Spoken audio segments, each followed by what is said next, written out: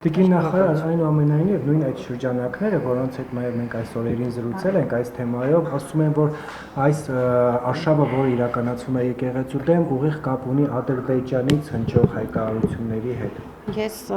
բազմիցս ասել եմ, եթե կարիք կա, մի անգամ էլ եմ կրկնում, անհեթեթություններ չեմ մեկնաբանում, մենք ինքնիշխան պետություն ենք, մեր օրակարգերը ձևավորում ենք մենք, խնդրում եմ ունեցեք տարրական հարգանք մեր պետության նկատմամբ, չի կարելի այդպես, չի կարելի, այն մարդիկ, ովքեր նման դիտարկումներ են անում, իմ կարծիքով չեն հարգում առաջին հերթին մեր պետությունը, ինչքան կարելի է, մենք ինչ եք կարծում, չունենք հասունություն, ինքնուրույնություն, իմաստնություն ու խելք, որպեսզի ինքներս հասկանանք մեր խնդիրները եւ